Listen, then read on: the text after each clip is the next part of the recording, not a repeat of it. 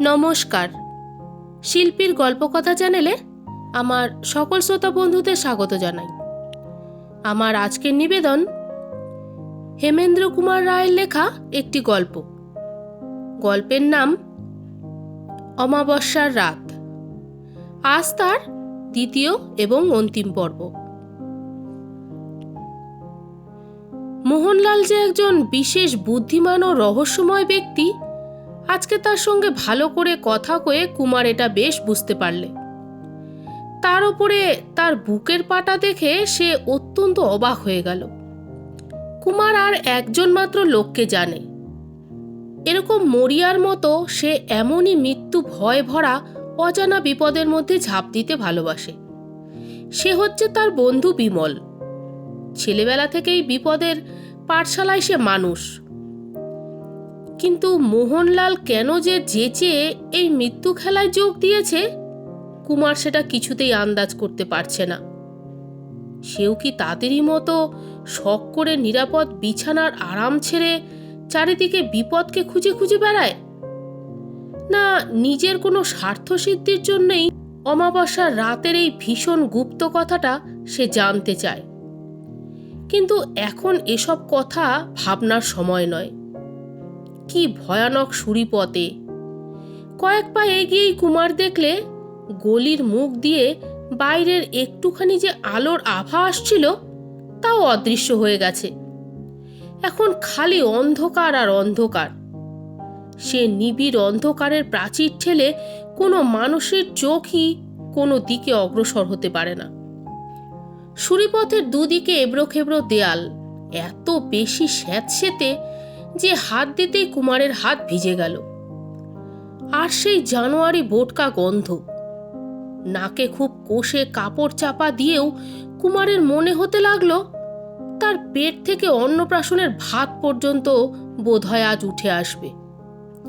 মোহনলালের হাতে সেই অন্ধকারকে বিদীর্ণ করে হঠাৎ একটা ছোট টর্চের আলো জ্বলে উঠল। কুমার বুঝল মোহনলাল রীতিমতো প্রস্তুত হয়েই এসেছে।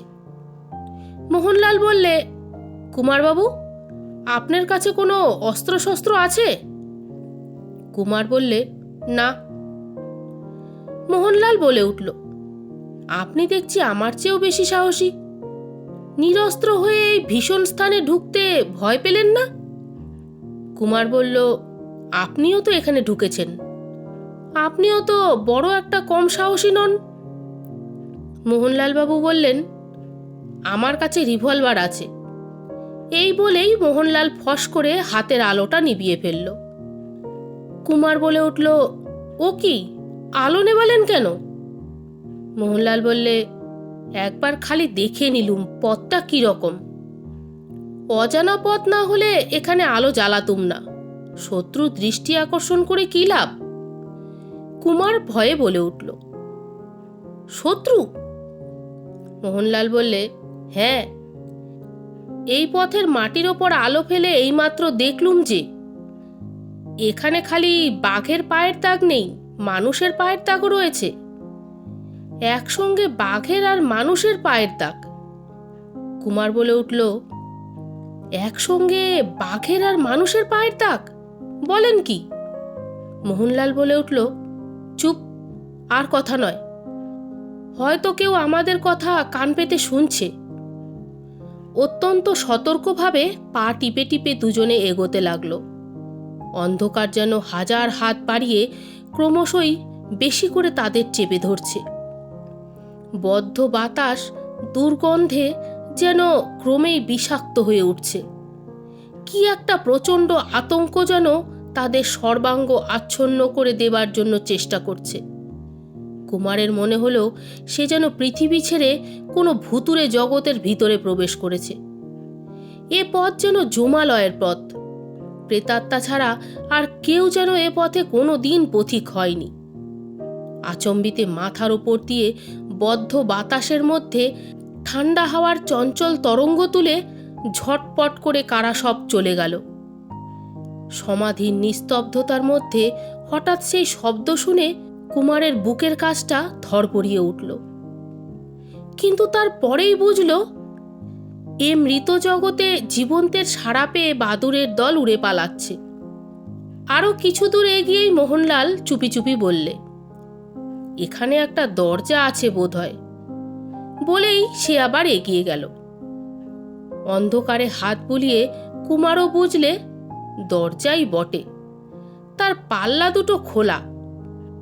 সেও চৌকাঠ পার হয়ে গেল।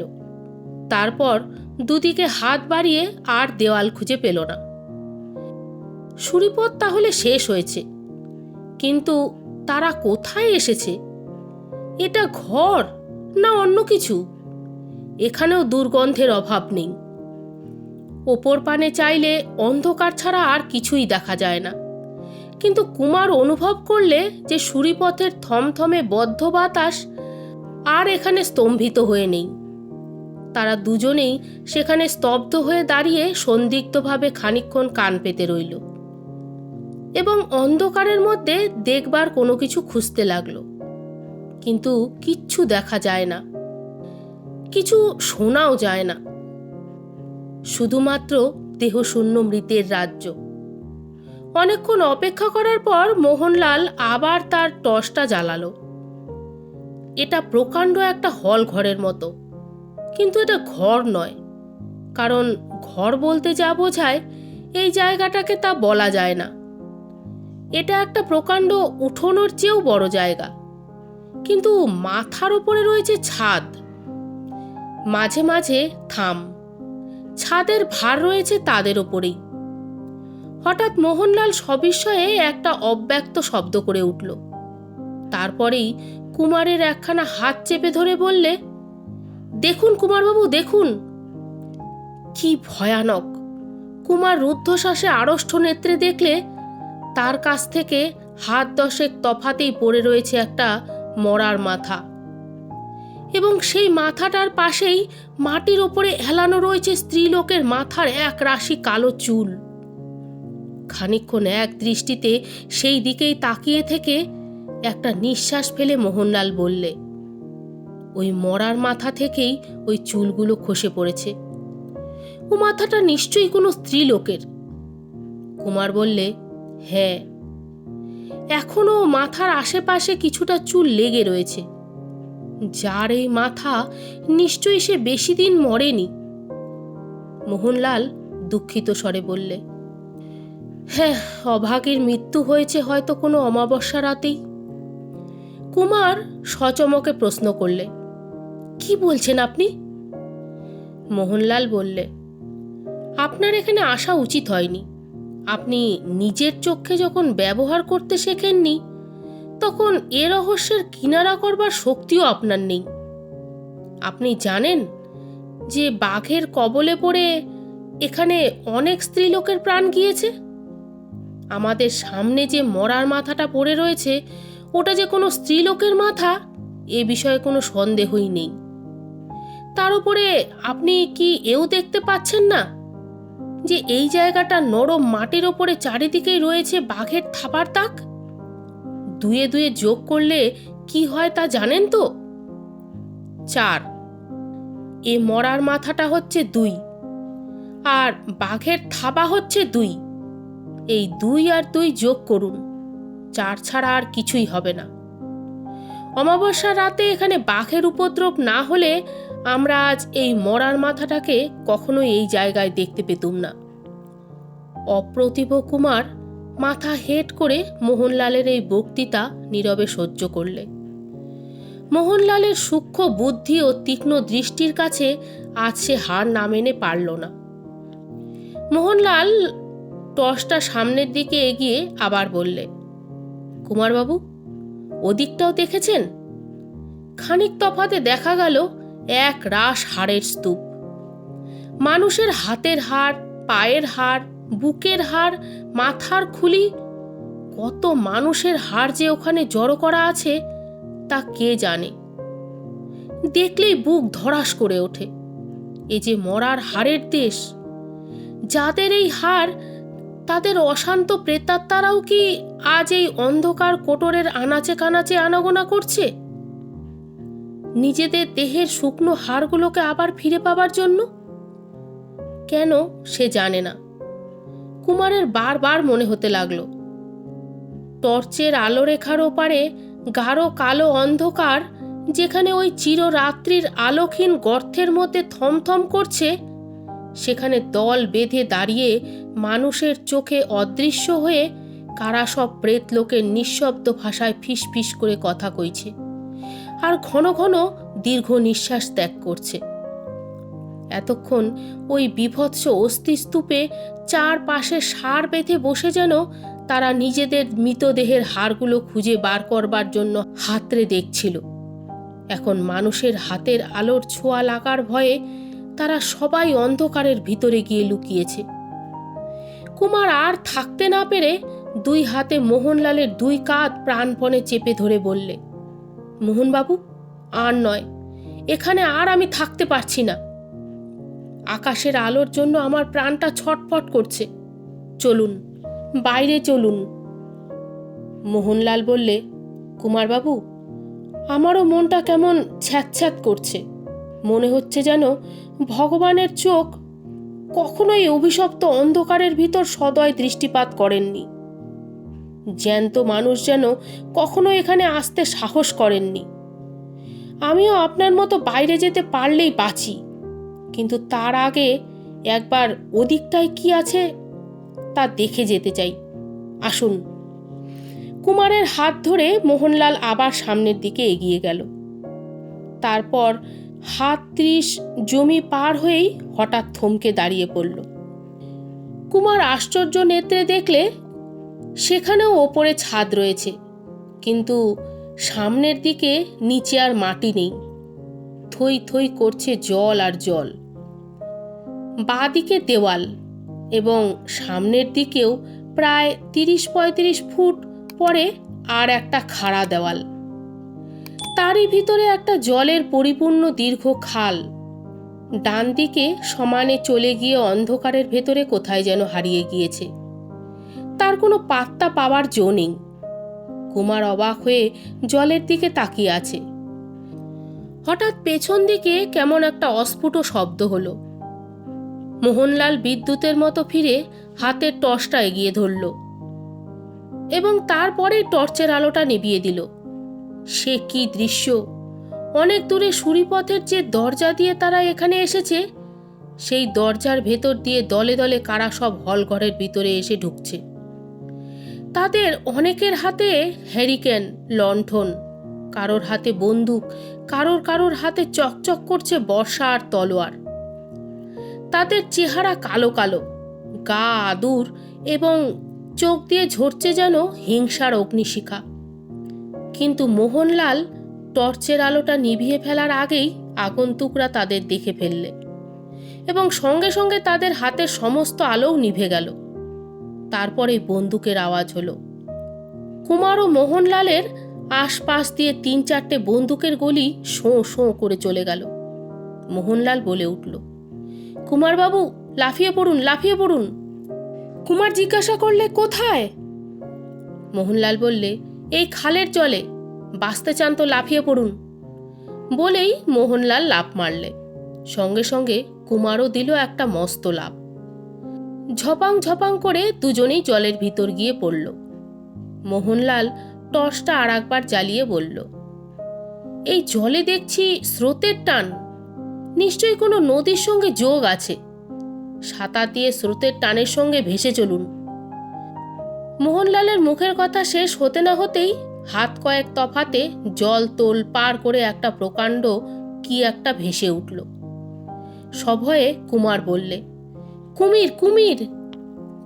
চারিদিকে অন্ধকার। সামনে দপদপ করে 2 টুকরো আগুন জ্বলছে।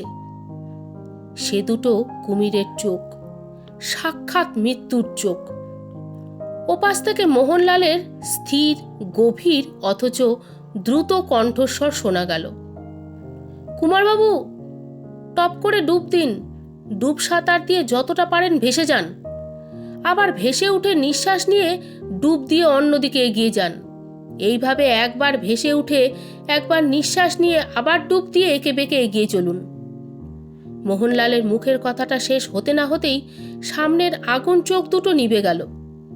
কুমার বুঝলে কুমির শিকার ধরবার জন্য ডুব দিলে।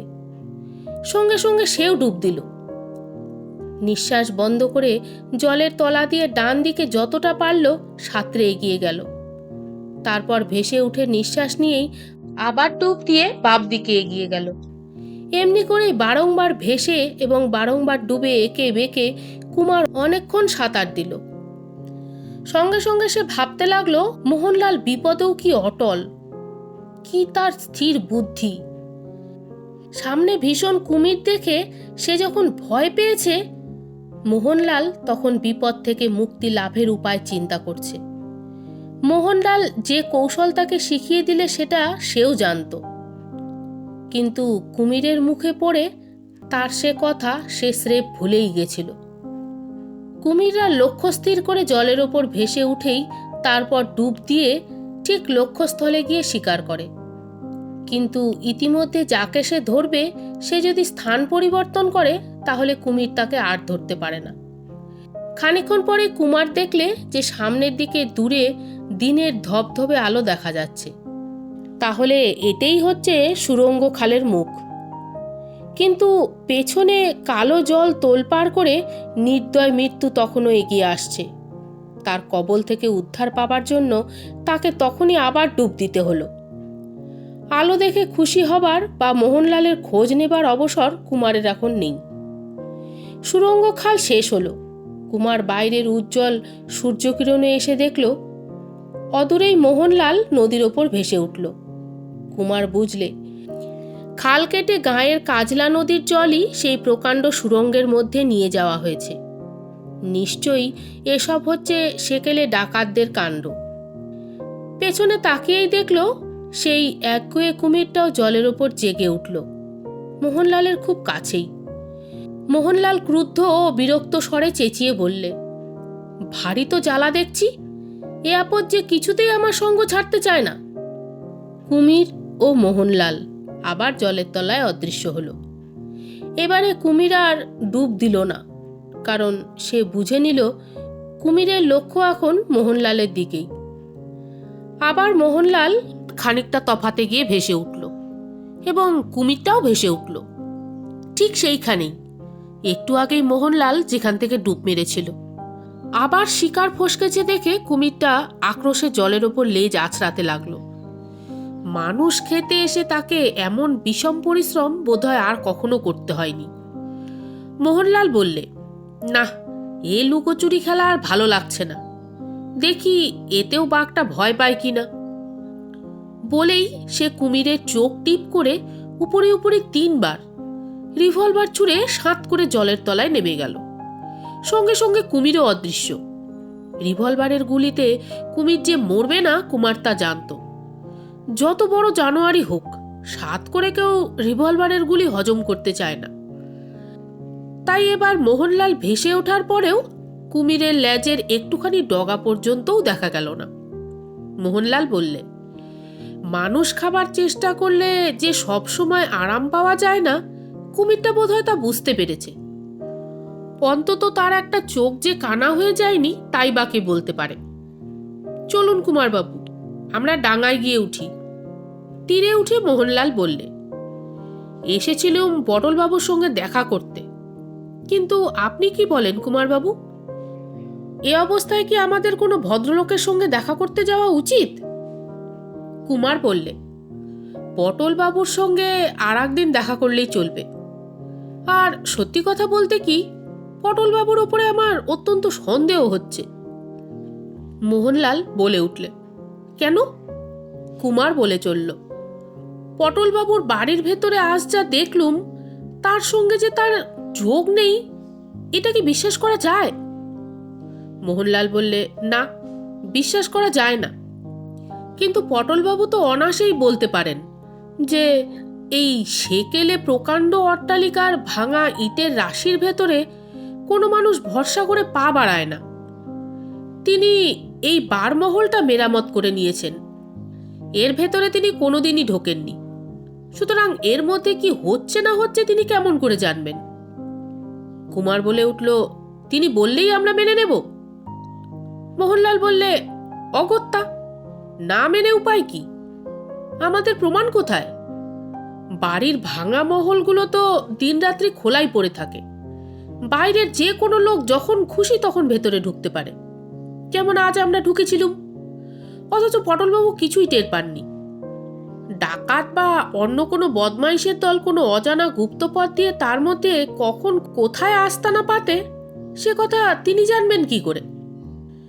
ভাঙা বাড়ির ভেতরে যে বাঘের আড্ডা আছে, এটাও তার পক্ষে জানা সম্ভব নয়।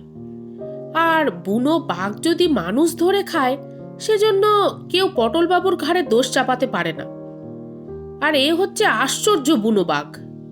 পুরো বাড়িতে থাকে, তিথি নক্ষত্রের খবর রাখে, অমাবস্যার রাত না হলে তার খিদে হয় না। গয়না পরা স্ত্রীলোক ছাড়া আর কারোকে সে ধরে না। আবার সঙ্গে করে আনে ডাকাতের দল। কুমার সন্দেহপূর্ণ কণ্ঠে বললে, প্রতি অমাবস্যার রাতে এসে এখানে যে দেখা যায়, সে কি সত্যি বাঘ নাকি অন্য কিছু? মোহনলাল বললে, আপনি তো স্বচক্ষেই বাঘটাকে দেখেছেন, আমিও দেখেছি। এ যে আসল বাঘই বটে, আমরা তার প্রমাণও পেয়েছি। পোড়ো বাড়ির অন্ধকার গহ্বরে মানুষের হাড়ের স্তূপ তো দেখেছেন। যাদের রক্তমাংস গেছে বাঘের জঠরে, সেই অভাগাদের হাড়ের রাশি সেখানে পড়ে রয়েছে। কুমার ভাবতে ভাবতে বললে, এ বাঘ কি মায়া বাঘ, না এসব ভুতুরে কাণ্ড? গায়ের লোকেরাও বলে এসব ভুতুরে কাণ্ড, কিন্তু বিংশ শতাব্দীর ইংরেজ আইনের কাছে ভুতুরে কাণ্ড বলে কোনো কাণ্ডই নেই। আমরা একালের সভ্য লোক, ভূত তো কোন ছাড়, ভগবানকেই আমরা উড়িয়ে দিতে পারলে বেঁচে যাই। কিন্তু যাক সে কথা, এখন আপনি কি করবেন?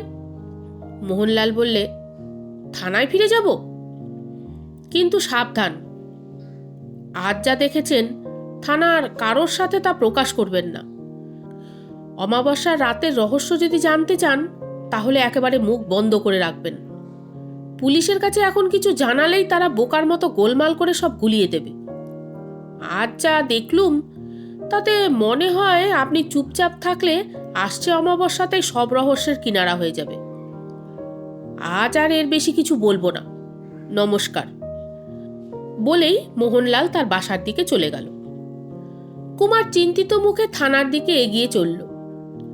বাসার কাজ বরাবর এসেই সে দেখল চন্দ্রবাবু একদল পাহারাওয়ালা নিয়ে থানার ভেতর থেকে বেরিয়ে আসছেন। কুমারকে দেখেই তাড়াতাড়ি তার কাছে এসে বললেন, এই যে কুমার, তোমার জন্য আমার বড় ভাবনা হচ্ছিল। কুমার বললে, কেন চন্দ্রবাবু? চন্দ্রবাবু বললেন, আমি শুনলুম তুমি আর মোহনলাল নাকি নদীতে কুমিরের মুখে পড়েছ। এখন তোমাকে দেখে আমার সকল ভাবনা দূর হলো। যাক, এ যাত্রায় তাহলে তুমি বেঁচে গিয়েছ। কুমার বলল, এ যাত্রা কেন চন্দ্রবাবু, অনেক যাত্রায় আমি এমনি বেঁচে গেছি। তবে একদিনের যাত্রায় মরণকে যে আর ফাঁকি দিতে পারবো না, সে বিষয়ে কোনো সন্দেহ নেই। চন্দ্রবাবু বলল, কুমিরটা কি মোহনলালের রিভলভারের গুলি খেয়ে পালিয়ে গেছে? গায়ের দিকে আমার গুপ্তচর আছে, এ কথা তুমি তো জানো, কিন্তু মোহনলাল কোথায়? কুমার বলল, বাসায় গিয়েছেন। চন্দ্রবাবু বলে উঠলেন, তুমি থানায় গিয়ে ভিজে জামা কাপড়গুলো বদলে ফেলো, ততক্ষণে আমি মোহনলালের বাড়িটা একবার ঘুরে আসি। কুমার বলে উঠল, কেন, সেখানে আবার কি দরকার? চন্দ্রবাবু এগুতে এগুতে বললেন, আমি মোহনলালকে গ্রেপ্তার করতে যাচ্ছি। চন্দ্রবাবু যাচ্ছেন মোহনলালকে গ্রেপ্তার করতে। থানার ভেতরে গিয়ে এখন ভিজে জামা কাপড়গুলো ছেড়ে কুমারের কিঞ্চিত বিশ্রাম নেওয়া উচিত। কিন্তু চন্দ্রবাবুর কথা শুনে কুমার বিশ্রামের কথা একেবারে ভুলে গেল। তাড়াতাড়ি চন্দ্রবাবুর পেছনে ছুটে গিয়ে কুমার জিজ্ঞাসা করল, মোহনলাল বাবু কি করেছেন? আপনি তাকে গ্রেপ্তার করবেন কেন? চন্দ্রবাবু বললেন, তুমি তো জানো কুমার, মোহনলালের ওপরে গোড়া থেকেই আমার সন্দেহ আছে। কে সে, কোথাকার লোক, এত বেড়াবার জায়গা থাকতে মানুষপুরেই বা তার বেড়াতে আসার শখ হলো কেন? এর সব কিছুই আন্দাজ করার উপায় নেই। তার সবই যেন রহস্যময়। আমার গুপ্তচর দেখেছে, সে প্রায় নিশুতি রাতে বাসা থেকে বেরিয়ে জঙ্গলের ভেতরে ঢুকে কোথায় একটা অদৃশ্য হয়ে যায়। ভেবে দেখো, মানসপুরের সন্ধে হলে যখন সবাই দরজায় খিল এঁটে ভয়ে কাঁপতে থাকে, মোহনলাল তখন সুন্দরবনের ঝোপে ঝাপে ঘুরে বেড়ায়। তাই তো পটলবাবু সন্দেহ করেন যে মোহনলাল হচ্ছে ভুলু ডাকাতের দলের লোক। কুমার বললে, কিন্তু এসব তো খালি সন্দেহের কথা। মোহনলাল বাবুকে গ্রেপ্তার করতে পারেন এমন কোনো প্রমাণ তো আপনি পাননি। চন্দ্রবাবু বললেন, এতদিন পাইনি বলেই গ্রেপ্তার করিনি, তবে মোহনলাল যে সাংঘাতিক লোক এবারে সেটা প্রমাণ আমি পেয়েছি। কুমার বলে উঠল, প্রমাণ? কি প্রমাণ?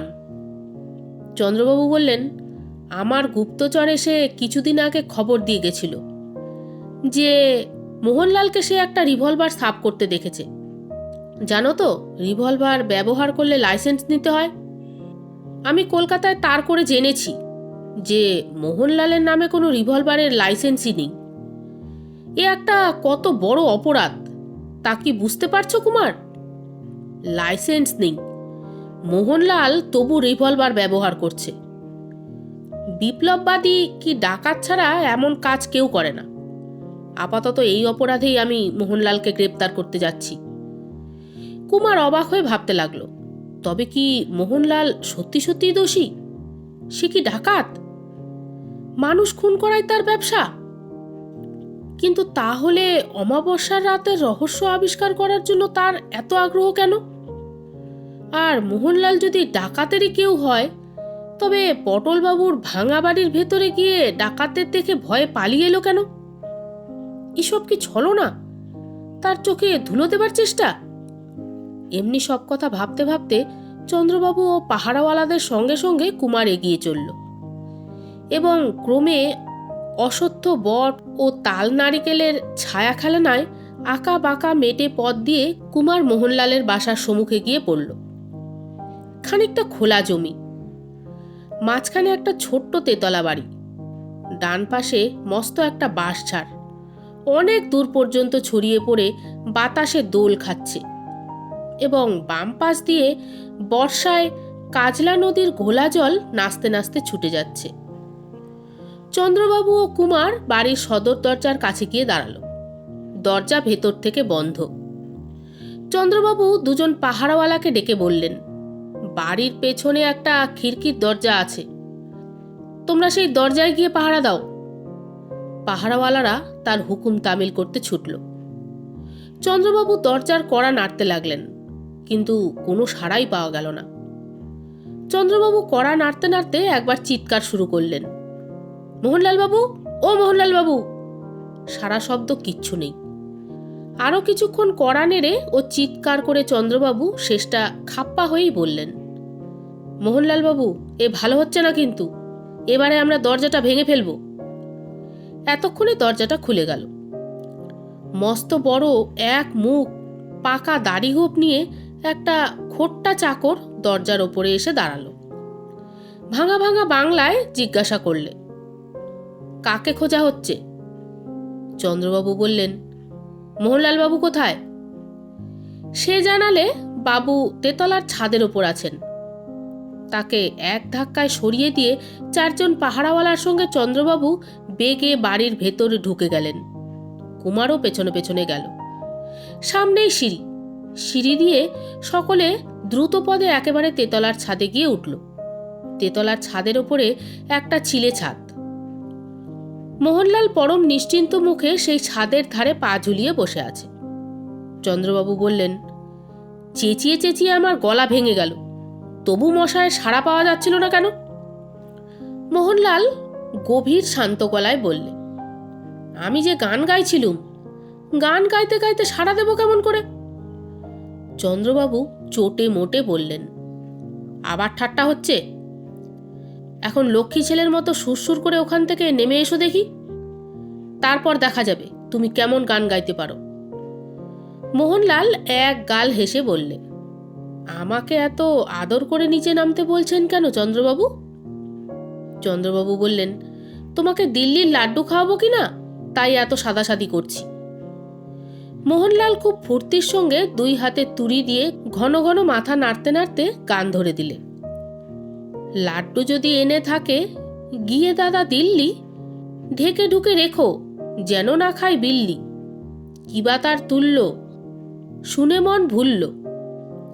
খেলে যেন বলো না কো, কেন সব গিল্লি। চন্দ্রবাবু রেগে টং হয়ে বললেন, আবার আমার সঙ্গে মশকরা? দাঁড়াও, দেখাচ্ছি তোমার মজাটা। মোহনলাল তেমনি হাসি মুখে বললে, মজা দেখাবেন? দেখান না চন্দ্রবাবু, আমি মজা দেখতে ভারী ভালোবাসি। চন্দ্রবাবু রেগে বলে উঠলেন, হ্যাঁ, দুহাতে যখন লোহার বালা পড়বে মজাটা তখন ভালো করেই টের পাবে বাছাধন। বিস্মিত স্বরে মোহনলাল বললে, লোহার বালা? সে কি দাদা, আপনাদের দেশে কেউ সোনার বালা পড়ে না? চন্দ্রবাবু হুঙ্কার দিয়ে বলে উঠলেন, ফের ঠাট্টা? তবে রে পাজি, তবে রে ডাকু। চৌকিদার, যাও, চিলে ছাদে ওঠো, ওই বদমাইশটার কান ধরে টেনে নামিয়ে নিয়ে এসো। পাহারাওয়ালারা অগ্রসর হলো, কিন্তু মোহনলাল একটুও দমল না। হো হো করে হেসে উঠে ডান হাতখানা হঠাৎ মাথার উপর তুলে সে বলল, আমার ডান হাতে কি রয়েছে সেটা দেখতে পাচ্ছেন তো? মোহনলালের ডান হাতে কালো রঙের গোলাকার কি একটা জিনিস রয়েছে বটে। চন্দ্রবাবু সন্দেহপূর্ণ স্বরে জিজ্ঞাসা করলেন, কি ওটা? মোহনলাল বললে, বোমা। পাহারাওয়ালারা তাড়াতাড়ি পিছিয়ে এলো। মোহনলাল বললে, আমার দিকে কেউ এক পা এগিয়ে এলেই আমি এই বোমা ছুড়ব, সঙ্গে সঙ্গে সমস্ত বাড়িখানায় উড়ে যাবে। চন্দ্রবাবু শুকনো গলায় বললেন, কিন্তু তাহলে তুমিও বাঁচবে না। মোহনলাল বলে উঠল, না, আমিও বাঁচব না, আপনারাও বাঁচবেন না। চন্দ্রবাবু খানিকক্ষণ স্তব্ধ হয়ে রইলেন। তারপর বললেন, মোহনলাল, আমাকে ভয় দেখিয়ে তুমি পালাতে পারবে না।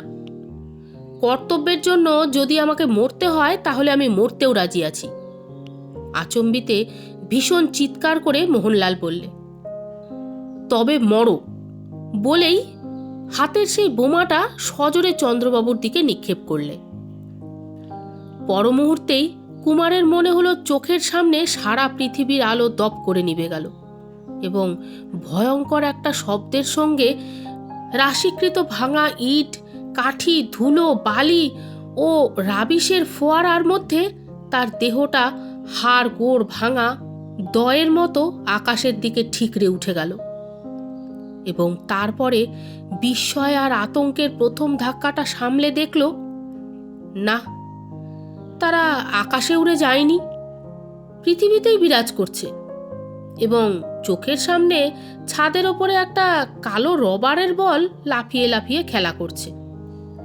দু হাতে মুখ চেপে চন্দ্রবাবু ছাদের ওপরে হাঁটু গেড়ে বসে পড়েছেন এবং চারজন পাহারাওয়ালা চারদিকে চিৎপাত বা উপর হয়ে পড়ে গড়াগড়ি দিচ্ছে।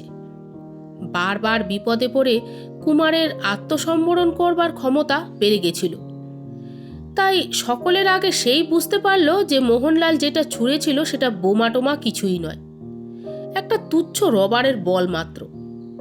সকৌতুকে হেসে উঠে কুমার বললে, চন্দ্রবাবু, ও চন্দ্রবাবু, চোখ খুলে দেখুন, আমরা কেউ এখনো সশরীরে স্বর্গে যাইনি। যেন দুঃস্বপ্ন থেকে জেগে উঠে একটা নিঃশ্বাস ফেলে চন্দ্রবাবু বললেন, হ্যাঁ, আমরা বেঁচে আছি, আমরা মরিনি। বলো কি হে, বোমাটা তাহলে ফাটেনি? দুগ্গা দুগ্গা, মস্ত একটা ফাড়া কেটে গেল বাবা।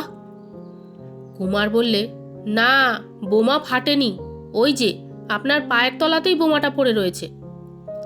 ঠিক স্প্রিংওয়ালা পুতুলের মতো মস্ত একটা লাফ মেরে দাঁড়িয়ে উঠে চন্দ্রবাবু বললেন, বলো কি হে, চৌকিদার, এই চৌকিদার, বোমাটা এখান থেকে শিগগিরই সরিয়ে ফেলো, নইলে হয়তো ওটা ফাটতে পারে। কুমার বললে, ঠান্ডা হন চন্দ্রবাবু, ঠান্ডা হন, বোমা ছড়েনি, ওটা রবারের বল ছাড়া আর কিছুই নয়। চন্দ্রবাবু অনেকক্ষণ নিষ্পলক চোখে বলটার দিকে তাকিয়ে থেকে হঠাৎ গর্জন করে বলে উঠলেন, কি, আবার আমার সঙ্গে ঠাট্টা? তবে রে রাস্কেল। বলে চিলে ছাদের দিকে কটমট করে তাকাতেই তার মুখ যেন সাদা হয়ে গেল। বিদ্যুতের মতো চারিদিকে চোখ বুলিয়ে নিয়ে হাঁপাতে হাঁপাতে তিনি আবার বললেন, মোহনলাল, মোহনলাল কোথায় গেল? কুমার সচমকে চিলে ছাদের দিকে তাকিয়ে দেখলে, সত্যি তো, সেখান থেকে মোহনলালের মূর্তি যেন ভোজবাজির মতো অদৃশ্য হয়েছে। চন্দ্রবাবু উৎকণ্ঠার সঙ্গে বললেন, কোথায় গেল মোহনলাল? কোন দিক দিয়ে পালালো? কুমার বললে, এখান থেকে পালাবার কোনো পথই নেই। তবে কি সে মরিয়া হয়ে 4 তলার ছাদ থেকে নিচে লাফ মারল? বলেই চন্দ্রবাবু ছুটে ছাদের ধারে গিয়ে নিম্নদিকে দৃষ্টিপাত করলেন, কিন্তু সেখানেও মোহনলালের চিহ্নমাত্র নেই। কপালে করাঘাত করে চন্দ্রবাবু বললেন, একটা বাজে আর বিশ্রী ঠাট্টা করলো কিনা লোকটা আমার সাথে। আমাদের সবার চোখে ধুলো দিয়ে পালালো। উহ, কি ভয়ানক লোক রে বাবা।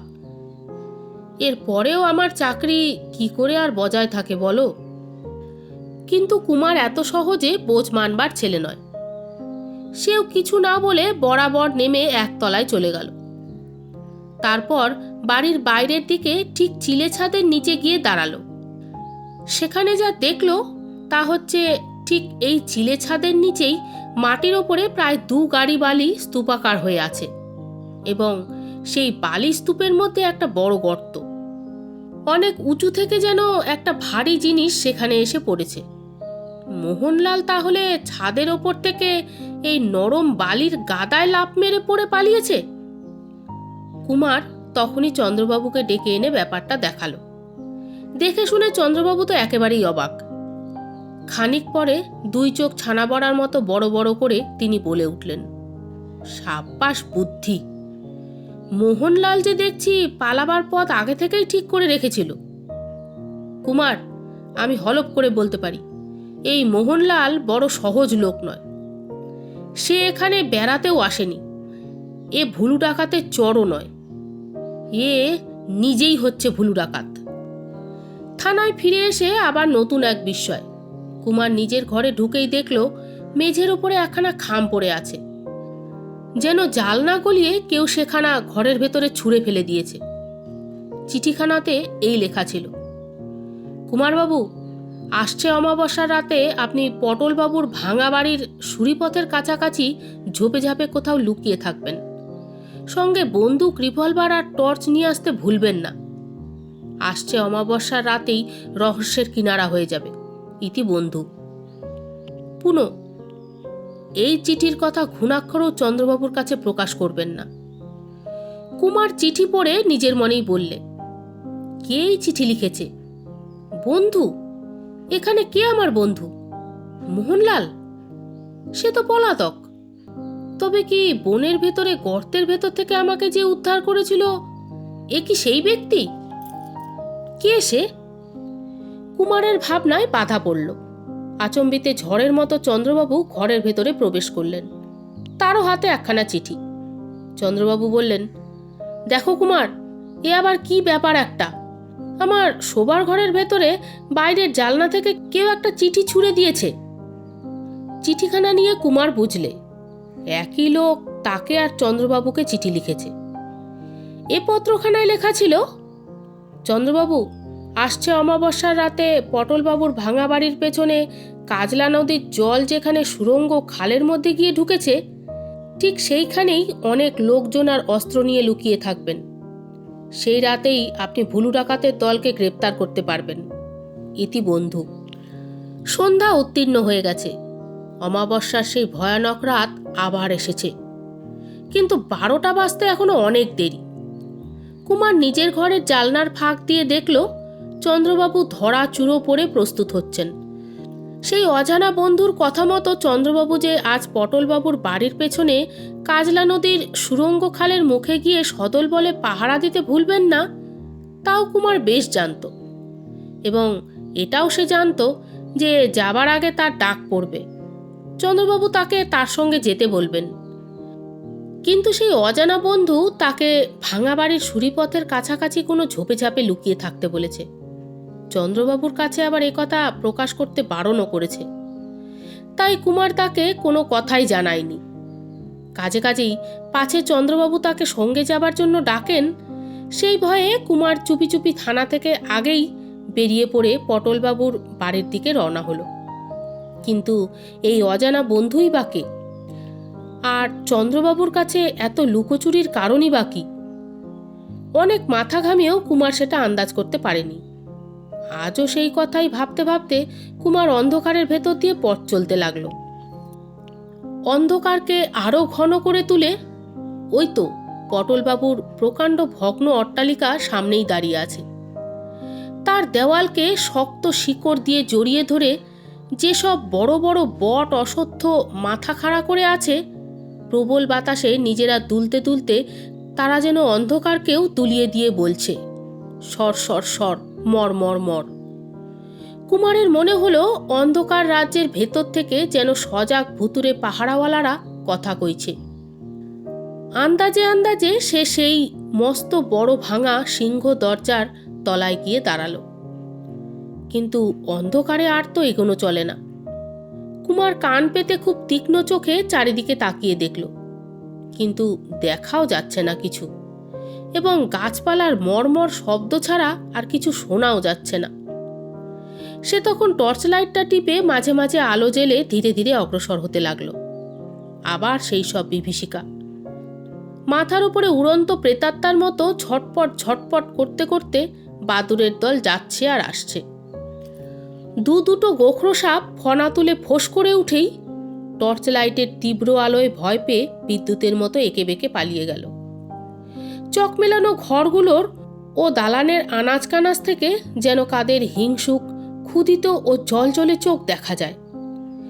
দিনের বেলাতেই যে নির্জন বিপদপূর্ণ বাড়ির ভীষণতা মনকে একেবারে কাবু করে দেয়, অমাবস্যার কালো রাতে সেই বাড়ি যে আরও ভয়ানক হয়ে উঠতে পারে, কুমারের আজ সেটা বুঝতে বাকি রইল না। তবু সেদিন মোহনলাল সঙ্গে ছিল, আজ সে একা। কুমারের প্রাণ খুব কঠিন, তাই এখনো সে অটল পদে এগিয়ে যাচ্ছে। অন্য কেউ হলে হয়তো এতক্ষণ অজ্ঞান হয়ে পড়ত। কুমার ভয় পেল না বটে, কিন্তু তারও বারবার মনে হতে লাগলো এই প্রকাণ্ড পোড়ো বাড়িটা হানাবাড়ি না হয়ে যায় না। এ হচ্ছে নিষ্ঠুর ডাকাত জমিদারের বাড়ি। কত মানুষ এখানে যন্ত্রণায় ছটফট করতে করতে অপঘাতে মারা পড়েছে, কে তা বলতে পারে? নিশ্চয়ই তাদের আত্মার গতি হয়নি। নিশ্চয়ই তারা নিঃশব্দে কেঁদে কেঁদে বাতাসে বাতাসে দীর্ঘশ্বাস ফেলে ফেলে ঘরে ঘরে ঘুরে বেড়াচ্ছে এবং মাঝে মাঝে উকি মেরে তাকে দেখছে। আচম্বিতে কুমার সচমকে শুনলে তার ঠিক পেছনে কার পায়ের শব্দ। সে থমকে দাঁড়িয়ে পড়ল, কান পেতে শুনল। শব্দ টব্দ কিছুই নেই, তারই শোনার ভুল এই ভেবে কুমার আবার এগোলো। আবার সেই পায়ের শব্দ। আবার সে দাঁড়িয়ে পড়ল, সঙ্গে সঙ্গে পায়ের শব্দও থেমে গেল। না, তার শোনার ভুল নয়, কেউ তার পিছু নিয়েছে। কিন্তু কে সে? ভূত না হিংস্র জন্তু? সন্তর্পণে কুমার অগ্রসর হল। অমনি সেই পায়ের শব্দও জেগে উঠল। হঠাৎ কুমার তীর বেগে ফিরে দাঁড়ালো, এক হাতে জ্বলন্ত টর্চ লাইট আর এক হাতে রিভলভার নিয়ে। কাউকে দেখা গেল না বটে, কিন্তু উঠোনের ওপরে একটা মস্ত ঝোপ তুলছে। কেউ কি ওখানে লুকিয়ে আছে? যদি সে তাকে দেখে থাকে, তাহলে তার আত্মগোপন করা বৃথা। অত্যন্ত সাবধানে রিভলভারের ঘোড়ার ওপরে আঙ্গুল রেখে টর্চের পূর্ণ আলো ঝোপের ওপর ফেলে কুমার পায়ে পায়ে সেই দিকে ফিরে গেল। ঝোপের সম্মুখে গিয়ে কুমার শুনিয়ে শুনিয়ে বলল, যদি কেউ এখানে থাকে তাহলে বেরিয়ে এসো, নইলে আমি গুলি করলুম। কোনো সাড়া নেই। ভালো করে সে তখন ঝোপটা নেড়ে চেড়ে দেখল, কিন্তু কিছুই আবিষ্কার করতে পারল না। কেবল খানিক তফাতে আর একটা ঝোপ থেকে একটা শেয়াল বেরিয়ে ঊর্ধ্বশ্বাসে ছুটে পালালো। হয়তো এই শেয়ালের পায়ের শব্দেই সে ভয় পেয়েছে, এই ভেবে কুমার আবার অগ্রসর হলো। দু পা যায়, থামে আর শোনে, কিন্তু ভাইয়ের শব্দ আর শোনা গেল না। ওই তো সেই সুরিপথ। সে আর মোহনলাল সেদিন এর মধ্যেই ঢুকে বিপদে পড়েছিল। আজ সেইখানেই তার অপেক্ষা করার কথা। ঝোপঝাপ এখানে সর্বত্রই। সুরিপথের এক পাশে এমন একটা ঝোপ বেছে নিয়ে কুমার গা ঢাকা দিয়ে বসল, যাতে তার পেছন দিকে থাকে বাড়ির দেওয়াল। অন্তত পেছন দিক থেকে কোনো শত্রু আক্রমণ করার ভয় রইল না। কিন্তু ঝোপের ভেতরে গিয়ে বসার সঙ্গে সঙ্গেই কুমার অবাক হয়ে শুনলে খুব কাছেই অন্তরালে বসে কে যেন সকৌতুকে প্রবল হাসির ধাক্কা সামলাবার চেষ্টা করছে। কিন্তু সে যেই হোক, কুমারের আর খোঁজাখুঁজি করবার আগ্রহ হলো না। সে কেবল বাঁধন খুলে পিঠের বন্দুক হাতে নিল। যখন তার পেছনে রইল দেওয়াল, আর হাতে রইল বন্দুক, আর সামনের দিকে জেগে রইল তার সাবধানী দুই চক্ষু, তখন কোনো শত্রুর তোয়াক্কাই সে রাখে না। জন্তু, মানুষ ও অমানুষ, অমন অনেক শত্রুই এ জীবনে সে দেখেছে। শত্রুর ভয়ে তার বুক কোনোদিন কাঁপেনি, আজও কাঁপবে না। কিন্তু শত্রু তবু এলো, একলা নয়, চুপি চুপি নয়, দলে দলে, ভীম বিক্রমে কোলাহল করতে করতে। অমন উঁচু দেওয়াল তার পৃষ্ঠ রক্ষা করতে পারল না, এবং তার গুলি ভরা বন্দুক ও রিভলভারও তাদের পেছনে হটাতে পারল না। তাদের কাছে কুমারকে আজ কাপুরুষের মতো পরাজয় স্বীকার করতে হলো। হয়তো আজ তাকে পালিয়ে প্রাণ বাঁচাতে হবে। কুমার ভ্রমেও সন্দেহ করেনি যে ঝোপঝাপের ভেতরে এমন অসংখ্য শত্রু এতক্ষণ তারই অপেক্ষায় লুকিয়েছিল। তারা হচ্ছে ডাঁশ মশা। উহ, কি তাদের হুলের জোর, আর তাদের বিজয় হুঙ্কার, আর কি তাদের অশান্ত আক্রমণ। দেখতে দেখতে কুমারের হাত পা ফুলে উঠতে শুরু করলো। নাকের ডগাটা দেখতে হলো যেন দুগুণ বড় একটা টোপাকুলের মতো, এবং গাল ও কপালও হয়ে গেল দাগড়া দাগড়া। মুখ ও হাত পা পেটের মধ্যে যথাসাধ্য কুঁচে কুণ্ডলি পাকিয়ে কুমার ঝোপের মধ্যে পড়ে রইল, যেন একটা কুমড়ো। ময়নামতির ময়না কাননের মাংসের সমস্ত পাহাড়ের মতো ডাইনোসরও তাকে বোধহয় এতটা কাবু করে ফেলতে পারত না। কুমার ঘন ঘন ঘড়ি দেখতে লাগলো। এ মশার পালের হাজার হাজার হুলের খোঁচার চেয়ে অমাবস্যার রাতের সেই ভয়ানক বাঘের থাবা তার কাছে ঢের বেশি আরামের বলে মনে হলো। আচম্বিতে চারিদিক কেমন যেন অস্বাভাবিকভাবে আচ্ছন্ন হয়ে গেল। কুমার হাতে রেডিয়াম ঘড়িটার দিকে তাকিয়ে দেখল, রাত 12টা বাজতে মোটে 1.5 মিনিট দেরি আছে। কি একটা আসন্ন আতঙ্কের সম্ভাবনায় স্তম্ভিত অন্ধকার যেন আরো কালো হয়ে উঠল। অন্ধরাত্রির বুক পর্যন্ত যেন ভয়ে ঢিপ ঢিপ করতে লাগলো। পেঁচা, বাদুর ও চামচিকের মিলিত আর্তনাদে চারিদিকে স্তব্ধতা যেন ছিঁড়ে ফালা ফালা হয়ে গেল। পোড়োবাড়ির অলিতে গলিতে এতক্ষণ যারা নিশ্চিন্ত হয়ে লুকিয়েছিল, সেই সব অজানা নানা পশুর দল পর্যন্ত কি এক দুরন্ত বিভীষিকা দেখে প্রাণ ভয়ে বেগে ছুটে পালিয়ে যেতে শুরু করল। এখন এ স্থান মানুষ তো দূরের কথা, কোনো বন্য পশুর পক্ষেও নিরাপদ নয়। কুমার হাজার হাজার মশার কামড় পর্যন্ত ভুলে গেল। সে বাঁ হাতে ধরে আছে বন্দুকটা, এবং ডান হাত স্থির হয়ে আছে বন্দুকের ঘোড়ার ওপর। হঠাৎ ও কি ও! অন্ধকারের বক্ষ ভেদ করে একটা আঁধারে লণ্ঠন হাতে নিয়ে আচম্বিতে একটা মনুষ্য মূর্তি আবির্ভূত হলো, এবং এত তাড়াতাড়ি সাঁত করে দৌড়ে সেই সুরিপথের ভেতরে সে মিলিয়ে গেল। কুমার তার মুখ পর্যন্ত দেখবার সময় পেল না। তাকে মানুষের মতো দেখতে বটে, কিন্তু সত্যি সে কি মানুষ? চারিদিকের জীব জন্তুর ছুটোছুটি, পেঁচা, বাদুর, চামচিকের চেঁচামেচি আকস্মাৎ থেমে গেল, এবং পর মুহূর্তে অদ্ভুত এক নিস্তব্ধতার মধ্যে পোড়োবাড়ির অস্তিত্ব পর্যন্ত যেন বিলুপ্ত হয়ে গেল। এবং তারপরেই সেই অপার্থিব স্তব্ধতা ছুটিয়ে দিল বাঘের ভৈরব গর্জন। একবার, দুবার, 3বার সেই গর্জন জেগে উঠে পৃথিবীর মাটি থরথরিয়ে কাঁপিয়ে আকাশ বাতাসকে থমথমে করে দিল। তারপর আবার সব চুপ। কয়েক মুহূর্ত কাটল। তারপর কুমারের চোখ দেখল সুরিপথের সামনে কি একটা ভয়ঙ্কর ছায়া তার দৃষ্টি রোধ করে দাঁড়ালো। পেছন থেকে কে চুপি চুপি বললে, ওই বাঘ, গুলি করো, গুলি করো। কে যে এ কথা বললে কুমারের আর তা দেখার অবকাশ রইল না। তাড়াতাড়ি সে বন্দুকের ঘোড়া টিপে দিলে, এবং সঙ্গে সঙ্গে তার পেছন থেকেও কে বন্দুক ছুড়ল। পর মুহূর্তেই প্রচণ্ড আর্তনাদের পর আর্তনাদে চতুর্দিক পরিপূর্ণ হয়ে গেল, এবং এও বেশ বোঝা গেল যে খুব ভারী একটা দেহ মাটির ওপর পড়ে ছটফট করছে। অল্পক্ষণ পরে সব শব্দ থেমে গেল। পেছন থেকে আবার কে বললে, শান্তি, অমাবস্যার রাতে আর এখানে বাঘ আসবে না। কুমার এক লাফে উঠে দাঁড়িয়ে টর্চটা জ্বেলে ফেলল। পেছনে দাঁড়িয়ে বন্দুক হাতে মোহনলাল। কুমার সবিস্ময়ে বললে, আপনি? মোহনলাল বললে, হ্যাঁ আমি। খানিক আগে আমাকেই আপনি ঝোপে ঝাপে খুঁজে বেড়াচ্ছিলেন। কুমার বলে উঠল, তাহলে আমাকে আর চন্দ্রবাবুকে চিঠি লিখেছিলেন আপনি? মোহনলাল বলল, হ্যাঁ, কিন্তু সে কথা এখন থাক, আগে দেখা যাক বাঘটা মরেছে কিনা। কুমার টর্চের আলো ফেলে সুরিপথে ধীরে ধীরে এগিয়ে গেল। তারপরে অত্যন্ত আশ্চর্য স্বরে সে বলে উঠল, কি সর্বনাশ, বাঘটা কোথায় গেল? এখানে যে একটা মানুষের দেহ পড়ে রয়েছে।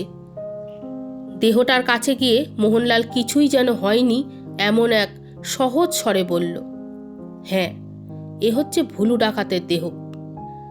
এর মুখের দিকে তাকিয়ে দেখুন। যা দেখা গেল তাও কি সম্ভব? কুমারের মনে হলো সে যেন কি একটা বিষম দুঃস্বপ্ন দেখছে। মাটির ওপরে দাঁত মুখ খিচিয়ে গড়াগড়ি দিচ্ছে পটলবাবুর মৃতদেহ।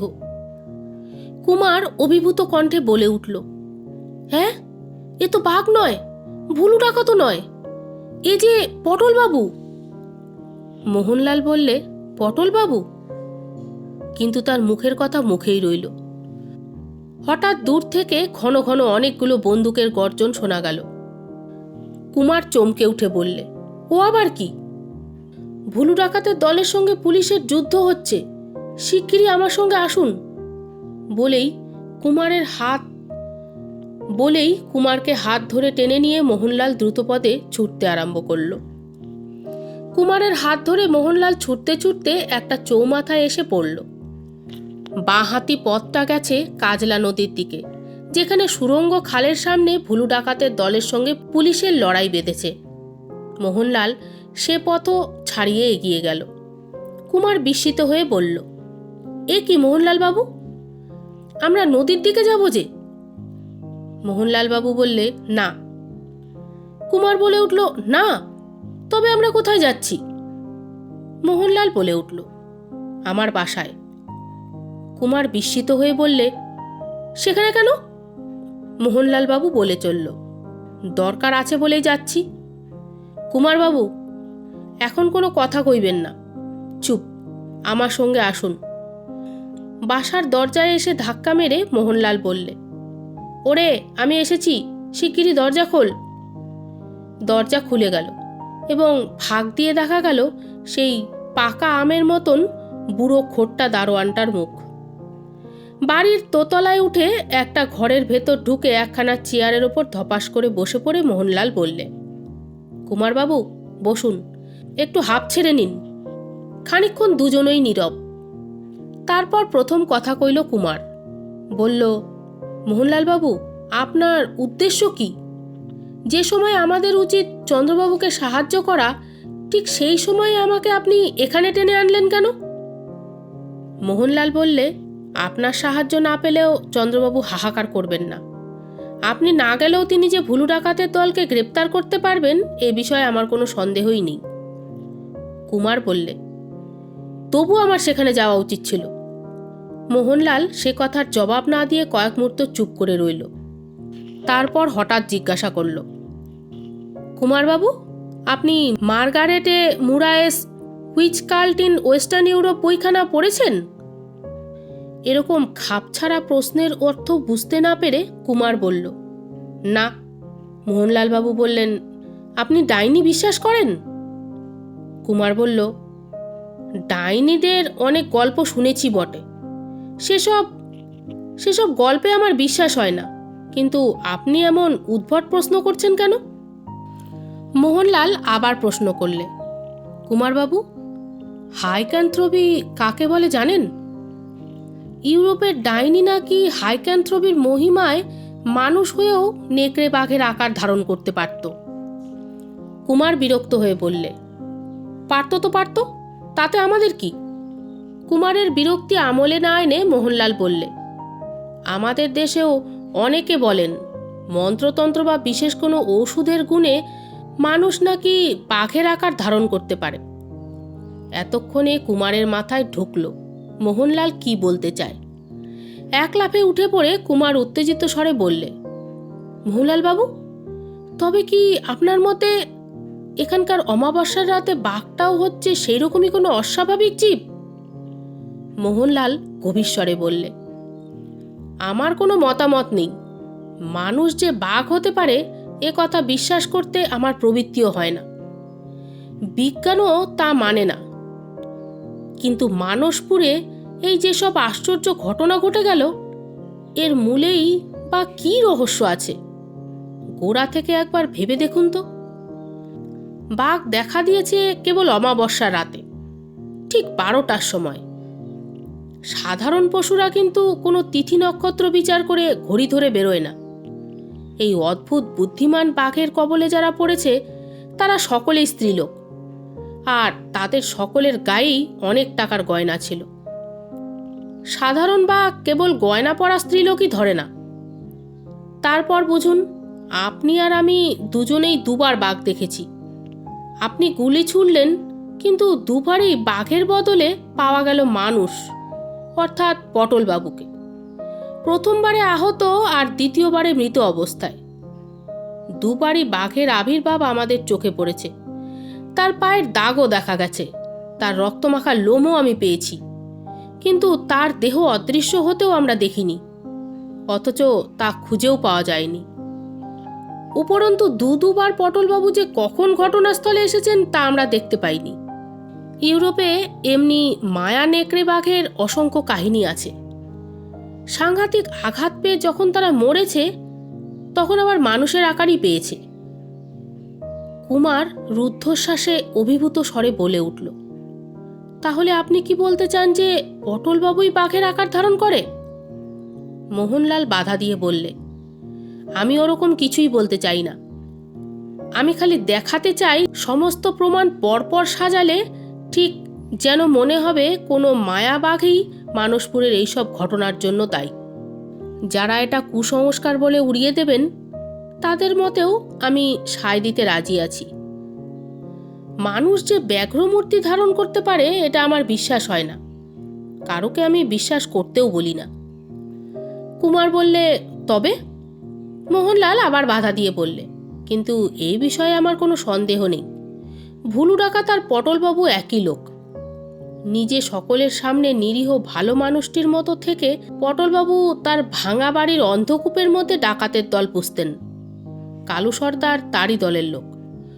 অমাবস্যার রাতে বাঘের উপদ্রবের সুযোগে তারই হুকুমে কালু দল নিয়ে ডাকাতি করতে বেরোতো। নৌকায় চড়ে সুরঙ্গ খাল দিয়ে ডাকাতেরা দল বেঁধে বাইরে বেরিয়ে আসত। গভীর রাত্রে কাজলা নদীর বুকে তাদের নৌকা আমি সচক্ষে দেখেছি। কুমার বললে, সবই যেন বুঝলুম, কিন্তু আপনি কে? খুব সহজ স্বরে উত্তর হলো, আমি হচ্ছি মোহনলাল, অত্যন্ত নিরীহ ব্যক্তি। কুমার বললে, কিন্তু নিরীহ ব্যক্তির কাছে রিভলভার বন্দুক থাকে কেন? মোহনলাল সহাস্যে বললে, সুন্দরবনের খুব নিরীহ ব্যক্তিরও রিভলভার বন্দুক না হলে চলে না। কুমার বললে, মানলুম, কিন্তু তারাও রিভলভার বন্দুকের জন্য লাইসেন্স নেয়। আপনার কি লাইসেন্স আছে? মোহনলাল বললে, না। কুমার আবার বলে উঠল, লাইসেন্স না নিয়ে রিভলভার বন্দুক রাখে কেবল গুন্ডা আর খুনে বদমাইশরা। মোহনলাল বললে, এ কথা সত্য বটে। কুমার বলে উঠল, তবে তবে আপনি কে বলুন? মোহনলাল ঘর কাঁপিয়ে হো হো করে অট্টহাস্য হেসে উঠল। কুমার দৃঢ় স্বরে বললে, পুলিশের ভয়ে যে পালিয়ে বেড়ায় সে কখনোই ভালো লোক নয়। মোহনলাল কৌতুক ভরে বললে, ওহ, আপনার কি বুদ্ধি কুমারবাবু, আপনি ঠিকই আন্দাজ করেছেন আমি ভালো লোক নই। কুমার বললে, বাজে কথায় ভুলিয়ে সেবার আমাদের চোখে আপনি খুব ধুলো দিয়েছিলেন, কিন্তু এবার আর সেটি হচ্ছে না। মোহনলাল বললে, ওই শুনুন, কারা যেন আসছে। নিচের সিঁড়িতে ধূপ ধূপ করে অনেকগুলো দ্রুত পায়ের শব্দ শোনা গেল, যেন কারা বেগে ওপরে উঠে আসছে। আবার কোনো শত্রুর দল আক্রমণ করতে আসছে। কুমার তাড়াতাড়ি উঠে দরজার দিকে মুখ ফিরে দাঁড়ালো। ঝড়ের মতো যারা ঘরের ভেতর ঢুকে এলো তারা শত্রু নয়, চন্দ্রবাবু আর তার পাহারাওয়ালারা। চন্দ্রবাবু সবিস্ময়ে বলে উঠলেন, আরে এ কি কুমার, তুমি এখানে? কুমার বললে, আগে হ্যাঁ, আমি মোহনলাল বাবুর সঙ্গে আলাপ করতে এসেছিলুম। চন্দ্রবাবু বললে, মোহনলাল? কোথায় সে দুরাত্মা? আমি তো তারই খোঁজে এখানে এসেছি। আজ আমি ভুলু ডাকাতের দল গ্রেপ্তার করেছি, কেবল ভুলুকেই পাইনি। আমার বিশ্বাস মোহনলাল ভুলু ডাকাত ছাড়া আর কেউ নয়। কুমার ফিরে দেখল মোহনলাল সে ঘরে নেই। মোহনলাল যেখানে বসেছিল তার পেছনেই একটা বন্ধ দরজা, এ ঘর থেকে আর একটা অন্য ঘরে যাবার জন্যে। কুমার বললে, মোহনলাল নিশ্চয়ই ওই ঘরে গিয়ে দরজা বন্ধ করে দিয়েছে। বাঘের মতো সেই দরজার ওপর ঝাঁপিয়ে পড়ে চন্দ্রবাবু বললেন, মোহনলাল, এবারে তো আর তোমার বাঁচার উপায় নেই। সমস্ত বাড়ি আমি ঘেরাও করে ফেলেছি, একটা মাছি পর্যন্ত এখান থেকে বেরোতে পারবে না। ভালো চাও তো দরজা খোলো। ঘরের ভেতর থেকে সাড়া এলো, আজ্ঞে, আপনি আমাকে ভয় দেখাচ্ছেন কেন? মোহনলাল তো এ ঘরে নেই। চন্দ্রবাবু রাগে গড় গড় করতে করতে বললেন, সেদিনকার মতো আজ আবারও ঠাট্টা হচ্ছে? তুমি তো মোহনলাল, শিগগিরই বেরিয়ে এসো বলছি।